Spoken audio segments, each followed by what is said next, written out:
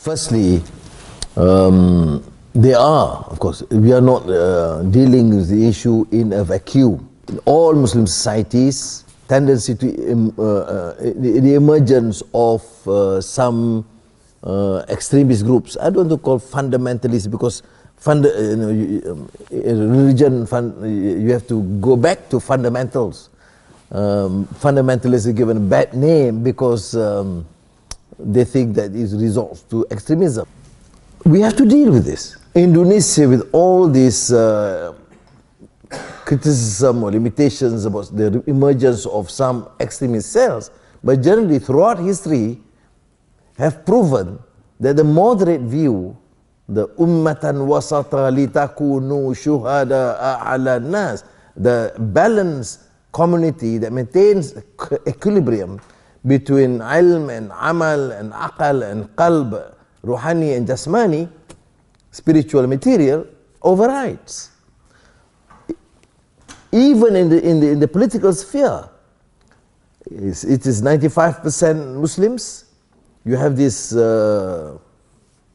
democratic transition. You allow all parties to emerge. There are some parties calling and wanting to have to implement Islamic State with hudud, but they can't garner more than 5% of the votes. So there is therefore some hope. In fact, in Malaysia, the extremist Islamic Party tends to bring a stronger sort of a voice in political Islam. But we must continue to support a reasoned discourse. You see, the fiqh mentality, the solution to purely legal precepts without education, without understanding, and then allowing the emergence of Islamic scholars. They have all the answers in the world. You listen to their tazkirah in the mosque, you talk about artificial intelligence, to robotics, to theft and adultery, they have all the answers. And that's why it is a recipe for disaster. There must be adequate training, knowledge and humility. Tawaddu'. How do you have, for example, people assuming that they can have all the answers? It's not only those mashayikh, but also some political leaders too think they have all the answers. And therefore, to my mind, the approach should be, we should encourage the young, to learn, to engage, and not to assume that the answer can be only from one book or by one sheikh. That's been the problem in the past. I'm fortunate because I grew up and set up these Muslim youth organizations. We're familiar with the Ikhwan, with the Jamaat Islami, with Banna and Maududi and Khutub, and but the Indonesian influence was phenomenal. You know, Muslim scholars, they tend to have a very nuanced, moderate, inclusive, pluralistic viewpoint from the beginning. But they are good Muslims, they are practicing Muslim, they hate corruption, they want good governance, but they realize that to have an extreme view and position in a country that's 95% Muslims is not the answer. There is, of course, strong criticism that the independence fighters, or those who struggle for independence, people like Sukarno, Hatta, and later Nasser and the rest, were weak because they accepted the Pancasila and rejected Piagam Jakarta Charter that would include Islam as an application of the sharia. You look at the antecedents of history, a detailed account. It may be boring to you, but then for some of you who are not familiar with the Indonesian history, I should mention this.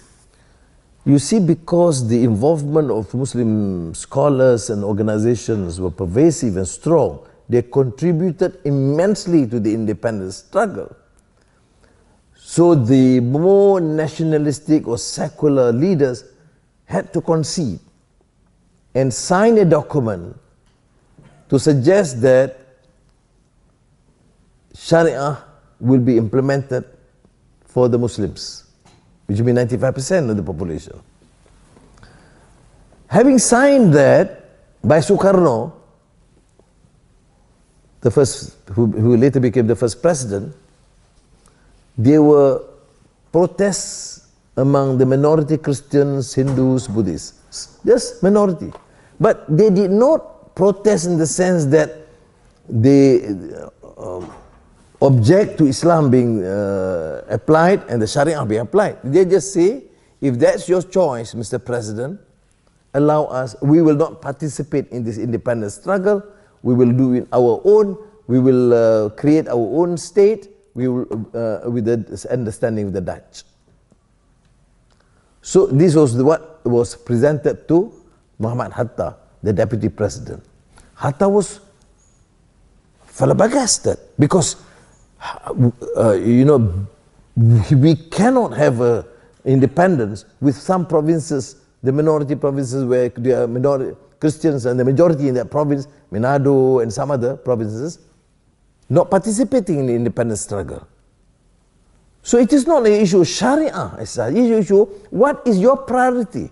So finally Hatta and the Sukarno convened the meeting of ulama. Some very prominent representatives were there, including from, Ibrahim II, Wahid Hashim and Tengku Hassan. And after convening this and saying that, look, should we go ahead and talk about the application of Sharia, but be resigned to the fact that some provinces will not be with us. They will have their own independent kingdoms or provinces. The consensus then was no. We are Muslims, we will practice Islam, we will allow to promote Islam, but we will not have Sharia in the proclamation of independence as part of our program. We will just say we will continue and achieve independence, respect the will of the majority, but will not commit to the application of Sharia. Now, when we judge now, do we say they are then therefore un-Islamic and kafir? Do we say that these guys are completely rejecting the Quran? This is a very complex issue. In Malaysia, we are 60% of the population, less, who are Muslims. A very big number of Chinese, ethnic Indians, Christians, Buddhists and Confucianists and Hindus. But the religion of the federation is Islam. Now some want it to be, some want to implement the hudud, Islamic law. The same, I gave this example. There are some provinces in Malaysia where non-Muslim are the majority. In Penang, where I come from, huge majority. In Sarawak, I think it's about 75 to 78% non-Muslim. Now, what is my priority? If you follow Qaradawi's fiqh awlawiyat, the fiqh according to priorities, then I would say, look, first, peace and security and save the nation. And this is not something new. It's there in the classical text. You follow the ideas of Shatibi in Al-Mawafaqat, where there is a dialogue between Omar Abdul Aziz and his son, Abdul Malik. His son was, looking at the father, exemplary character, spiritually profound, strong. Why is the father rather selective and a bit slow in terms of implementing some of the Quranic injunctions? So the son was, approached the father and, politely protested. But the father's reply, which becomes now a major text and strengthened the argument by Ash-Shatibi in Al-Mawafaqat, said, don't be hasty, my son. لا تعجل يا بني Don't be hasty, my son.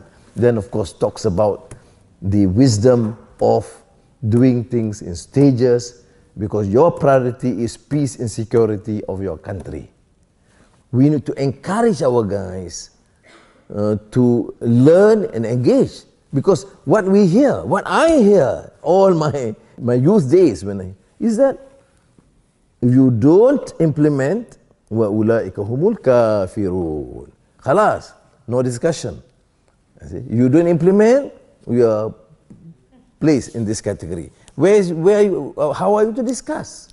So it is therefore essential that we encourage this tradition of learning and having the capacity, interest to associate ourselves with scholars who are more open-minded, who are prepared to allow you to think and deliberate the best they can. Thank you. Thank you. Thank you. I had a long session with Imran Khan in Kuala Lumpur. I told him, I wish him well. He's inherited, I'm not saying rotten, but then a system that's blatantly corrupt, where resources have been stolen by leaders of all factions and parties, where the system zamindar of landlords is still operating after years of independence. And I reminded them of the great speech by Jinnah in 1947, Jinnah's speech at the Constitutional Assembly of 1947, talking about the great phenomenal revolution, cyclonic, that have taken place, but warned Pakistan with the danger, of course, of sectarianism, of corruption, and of the army, because the army, he said, should be in the barracks. Now, all the three reminders or advice or guide by Jinnah has been largely ignored. So even in economic advance and development, you have same culture, same race essentially, and India has surpassed you by leaps and bounds. With a lot of limitations. I was in India, I'm not saying that I support all their policies of Modi, but I'm saying in terms of economic development. But we have not achieved anything. You see? I think Imran's position, which I share, is to focus on economic development and try to push this moderate message.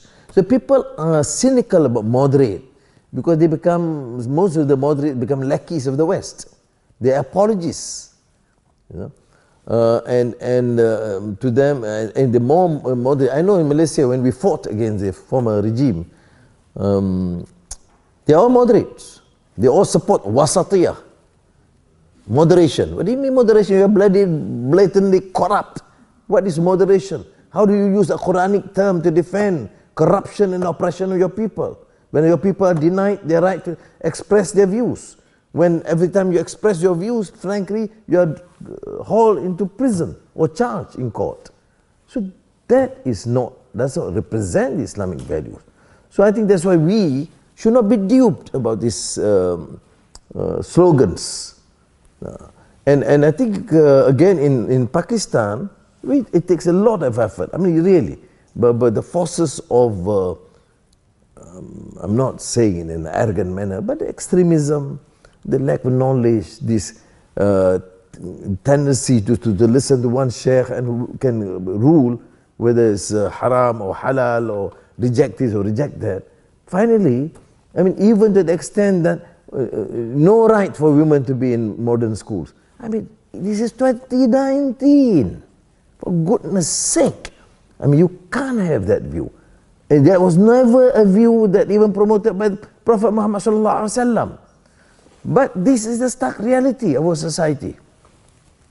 You know, Richard Holbrooke, a very prominent political figure here, who was quite supportive of the Bosnian case, and later was heading the Afghan sort of a representative of the United States to try and resolve. He's a very dear friend, very supportive of me in all my years in prison. But he asked, just for an exchange of views, what to do with resolve this extremism. I say, you spend hundreds and millions and billions in supporting these corrupt regimes and selling arms. I mean, you spend half on education, build up schools, work, and do not be seen to be condoning the excesses of the corrupt rulers. You will help solve the problem. But are they really determined to solve our problems? No. That's why I went back to Malik Bendabi. Because finally, do you genuinely believe and want to solve some excited problems? If you say yes, then we can make it happen, however difficult it is. And I wish Imran Khan well in this. And I think, and as I told him, Malaysia, in our limited ways, will do everything possible. And now he's engaging with Turkey, and I'm sure that's a very important ally for Pakistan. You see, I was in Pakistan soon after the Dutch cartoon issue erupted.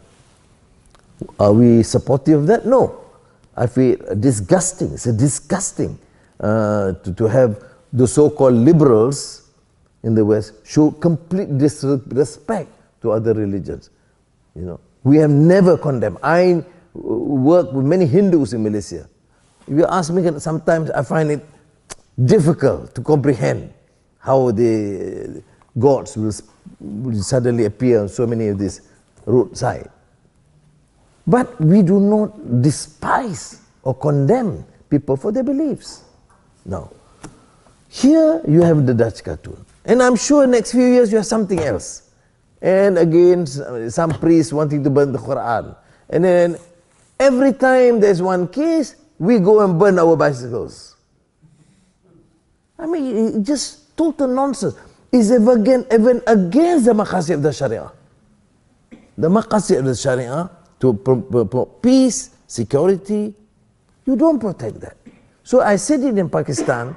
So there was a gathering, some of the Muslim leaders. I said, Anwar, why do you seem to condone the excesses by the cartoonists, the Dutch cartoonists? I said, no, to the contrary. I don't. But then the way you respond is also anti-Islam. You go and burn your bus. That's the only bus that you have in Pindi. Achai, tomorrow you can't go to work. Why? Bus nahi.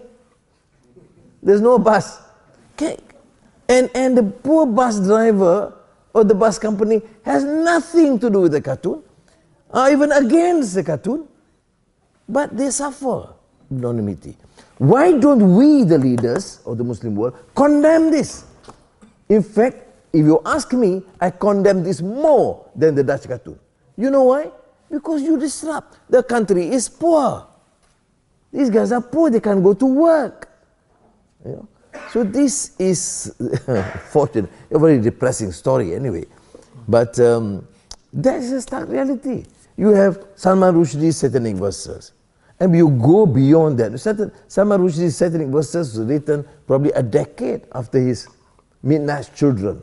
A great novel, anti-Hindu, anti-India, anti-Islam, anti-everything, except himself.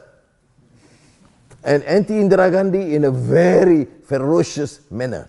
So Indira Gandhi actually filed a suit against him later. Should we burn the book then? We did not. You know why? Not many of us read. 10 years later, I grade him as a good novelist, I must confess. But when it comes to satanic verses, it is to display a total arrogance on his part. You see? Do I agree? I disagree. Do I then condemn him to death as Imam Khomeini did? I disagree, because it is, you have to go through due process. Do I condemn the book? Yes. But do I then decide to cane him, burn him alive, or sentence him to death? That is no. It is the rule of law. Islam must respect the rule of law. You must go through due process. But it didn't happen. What I'm trying to suggest is this. You take this into account, I'm telling you, there are thousands of books and hundreds and thousands of statements that condemn Islam. You look at Islamophobia today. Do we then burn our buses every other day? There will not be any bus in Pakistan. So I think people may not like this statement, but this is the reality. Which means the problem is in our society. Malik bin Nabi was right when he said society reform must begin with our society. And this becomes more complicated because of the failure of governance. People don't trust leadership. When they talk, they don't believe. And it's not a matter of charisma, but they don't appeal to the sentiment of the masses. But due process means due process. You know, in Malaysia now, the former Prime Minister is hauled to court. Najib Razak has to face trial for stealing billions of dollars. The fact is so clear to the extent that Goldman Sachs have publicly apologized to the Malaysian people. I say, you can apologize, damn it, I don't care, you give me back your money. You see? But when it comes Najib to go to trial, month after month, it has been delayed. A technical point here, this and that. People are getting exasperated. To me, the evidence is so clear. I mean, can you imagine? Goldman Sachs have to apologize and negotiate to repay us. But we can't. But that's what we mean by rule of law. If I go and instruct the judge, then we have the same rotten, corrupt system as the past. My personal view, my anger, should not change and alter the course of having a judicial system that's independent. That was our promise, so we'll have to wait. I'm convinced that he will take over my former cell in the prison, which happens to be still vacant. Well, first, not me personally, I mean, we as a team should be able to do a bit more. One. Secondly, as you suggested, the humility to acknowledge that we will need experts and contributions for those who are specialized in a particular field. Now, our agenda has been made rather clear. First, the country must rid this culture of corruption, so pervasive, not only Malaysia, virtually all Muslim societies, all societies. Bring back good governance and ethics and values. Ethics and values is not only in khutbah, but to be applied. It must begin by the leadership. If you think you want to make lots of money, by all means do so, but leave governance and start your own company or go and support Goldman Sachs. But, so that is a position that we take. Now, having said that, it's still a challenge. I can guarantee that even within our coalition of hope, the Pakatan Rakyat, or even in the Justice Party Keadilan, leaders all share these sort of sentiments. But I have to have the courage to just say that if you renege on this promise, we will have to fight you because we owe it to the people. And finally, kullukum ra'in wa kullukum mas'ulun an ra'iyati. We owe it to the people. We are answerable to Allah subhanahu wa ta'ala. So that, I think, it is a major deficit in our society. The politics and governance devoid of ethical principles and values. You talk about anti-corruption, you go and plunder for yourselves. And if we can achieve this, Then we can move. The priorities, of course, to build the institutions. We say a free media. Free media will start first, when we give the free media, they start attacking you. You must have the patience and to know that you have promoted the right, the freedom for people to express their views, articulate their views. As long as you have the right to counter, you must allow for criticisms. And after all, the media, they are not all altruistic. We know journalists are being bought. We know companies and conglomerates that is serving and become slavish to some political masters or companies. Yes, we know them.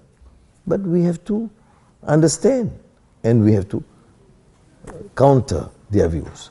Now, building institutions means also, for example, judicial independence. And I've told you the problems with that. Because judges have that tradition of being compliant to the executive in the past, and corruption, it was pervasive, including the judiciary in the past. We'll have to accept the process, the new system where judicial independence is in place. So similar. So I think building institutions is also so key. Then if you ask me what are the priorities, education. Education in the broader context, in schools, in public sphere, and also in inculcating the correct values through da'wah and understanding. Then we have to move on. And I appreciate your sentiments because I think we will need the support of all. I will be focusing on digital economy. Digital economy. And that's not my expertise. So I have to spend hours every week listening to what this Greek term is all about to me. And furthermore, because I spent too long, years, I mean almost 11 years in prison. We don't have computers or telephones or newspapers or television. So now that I'm a free man, I have to then, if I want to start this focusing on digital economy, I have to learn. And I have to learn from the experts. Some of these experts are 29 years old. I think, if I feel being insulted by them, you mean you don't know this? Of course I don't know, my son. I was in prison. Damn it, if you don't remember that. But you must have the humility to acknowledge that some of these young guys have better expertise, but you have to learn, master it, before you can formulate a policy. And I think we should set a good tradition. We can't have, for example, leaders after 3 days making some announcements and backtrack after that. So I think we must teach leaders some humility. Learn, listen. I mean, you become, for example, head of an agency, can you shut up for the first 2 weeks? Just listen, evaluate, assess, learn, and then only you formulate a policy. Because you start articulating a vision after 2 days, it is going to be, again, is a recipe for disaster. And other than that, of course, we'll invite the best minds and talk to them. But you know, the fundamentals of economy, mind you, we cannot talk about education and alleviating the problems of the poor or inequality or without economic growth. So I spent the whole day today, this whole morning, talking to all these investors, answering questions and inviting them to invest in Malaysia. Because I think that is also paramount. The country has to depend on foreign investments in order to grow. In the 90s, we registered phenomenal performance, 9 to 10% growth rate annually, surplus budget, because of the general confidence that people came and invested in our country. We have huge numbers of graduate unemployment, and we have to resolve that. Again, through economic growth, and that to a large extent would depend also on our capacity to attract investments. I didn't remind you to see that I suffered for a long time in prison, and don't give me questions that continue to torture me. No, I'm joking, it's all right. Now, first question, ecology. You are right to the point. I don't think, I mean, probably I didn't mention it, but certainly in many of our strategy, ecology is prominent. And I recited the Quranic verse, Ummatan Wasata. That is a balanced community, a community that can attain an equilibrium, man and nature, which is certainly a very ecological and concerned with climate change because of our failure to maintain the equilibrium. And but of course there are still people, the denials syndrome, rejecting this. But I think you are certainly right. I serve in an advisory committee generations with Al Gore, and you know Al Gore's position on this is very strong. And I must confess that I learned a great deal from him on the issue of climate change, ecology, and the equilibrium. And I did tell him to see that in Islamic theological framework, the issue of Ummatan Wasata is encompassing. You cannot have a balanced community if we ignore the importance of ecology. Because number one. Secondly, national unity, I think the issue is can be precarious. You know, in Europe now, there's a growing racism. Here, sometimes rhetoric, although they talk about discarding slavery with the past and the way the blacks were treated, but still racism is there. I remember rereading Tahesi Coates' recent book, The World and Me, is it? Which I recommend you strongly to read. Huh? The World and Me. Yeah, The World and Me. Tahesi Coates, which is a powerful thesis expressing, the fact that the slavery and the discrimination actually dehumanize people for generations. It is very important. This is because he is writing to his son that is very passionate. That's why in Malaysia we're trying our best to create this new, not new necessarily, but the real awareness. The Quranic term is lita'arafu, is understanding, which is beyond tolerance. We talk about racial tolerance. Racial tolerance is not enough.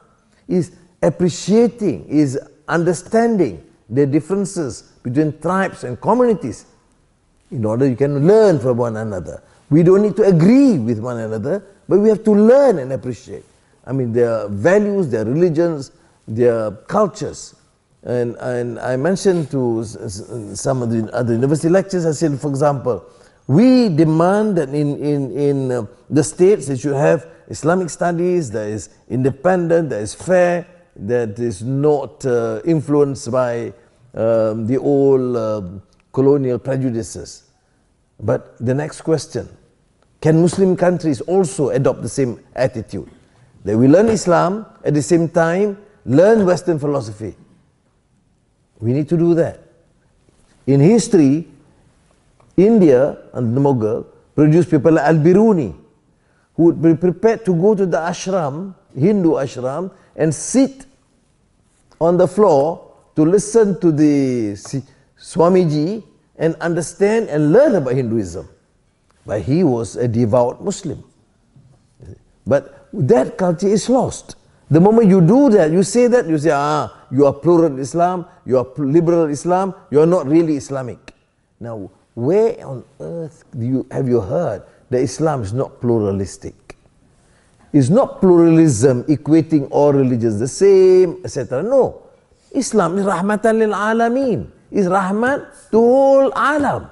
How do you say then Islam is not universal or not plural? But which means, after 1,000 years, you're still debating something which is really very fundamental in Islamic tenets. But I am still optimistic because these extreme views are being propagated by a small minority. But you cannot allow these groups to mushroom. We must continue aggressively to challenge that conservative notion. Now, of course, then you have articulated the vision better than me about the need to re-educate. The whole principle of the Prophet Muhammad sallallahu alaihi wasallam, the tradition of the Prophet. If you say Muzammil, Mudaththir, Qum fa'andir, wa rabbaka fakabbir, wa thiyabaka fatahhir, is always awareness and education. You must have awareness, of course, that you are only a servant of God, but it must be through education. And education in the Prophet's tradition is not only the rituals, but how you interact with people, how do you treat the poor, how do you become rather more wise and tolerant in dealing with people who have committed mistakes and blunders. All these things, of course, is through re-education. I mentioned earlier about taw'iyah, creating awareness or conscientization to prick their own conscience and to remind you what Malik bin Nabi said is inner struggle of conscience. They come from this conviction and tenacity of purpose to do something good to yourself, your family, your community. And finally, this $600 million question, should we change? I am a politician, but I am quite cynical about politicians. You know, you call yourself Islamic Republic and you're the most corrupt of regimes. But the founding fathers may have the best intentions. I mean, look at the person who envisaged the new Muslim state, Muhammad Iqbal. I mean, he's a towering figure, a great scholar, and an incorruptible person. Then you have Jinnah, a great statesman who went through such ordeal and trials. They name it Islamic Republic because of the historical context. But to me, what's important is what is being practiced. Because right now people become rather cynical. Why do you call yourself Islamic when there's so much torture, murder, and corruption? May Allah help us. But what is important to my mind is, I mean, I don't think realistically we can change the name of a country. Fortunately, Malaysia is not, doesn't call itself Islamic Republic, but still we have in the constitution, Islam is the religion of the federation. Okay? So when I remember when I was young, I said, what the heck do you call yourself religion of the federation when you so much corruption and moral decadence in the society? I'm growing older, so I don't say in that crude manner, but of course, they have every right to question, to remind them why. That's why I say when I went to Pakistan, I brought back this 47 speech by Jinnah. It's very powerful. I mean, it's a brilliant thesis on what is the vision for Pakistan. So for our generation, the challenge is to understand, to learn, and to apply. There's so many of normal citizens. They have so much goodwill. Okay, and I always tell my friends, because every time they say America, they look at Trump. Okay, Trump is president, but he does not represent all of America. I was teaching at Georgetown University. It's a Jesuit university, I mean, which is Catholic, Christian university. But I find so many friends with so much goodwill. I mean, you don't even find in Muslim countries where iftar is being promoted and the professor is assigned to give encouragement to students. Of course, the students come, whether they fast or not, doesn't matter. But food was given free. But my point is the semblance of understanding and respect, which is found in some institutions, and I'm sure many other places too that are here. So you will look at a country, it's not homogeneous. Not everybody share such a rule. I mean, here, any reference to Israel or Israel lobby becomes, you know, hysterical. People are hysterical. I fail to understand. I mean, they say so many nasty things. Somebody thought that they say, if it is considered harmful or anti-Semitic for comment like that, can you imagine how many comments against Islam and the Muslims and how many apologies they have to make every day? There'll be thousands of apologies every day because people just condemn and abuse the religion. But that's the reality. What gives us a sense of confidence is that there are still moderate voices, voice of reason prevailing, and we will need all the wisdom to combat, because we do it in a hasty, hysterical way or just expressing our anger. This will not resolve the problem.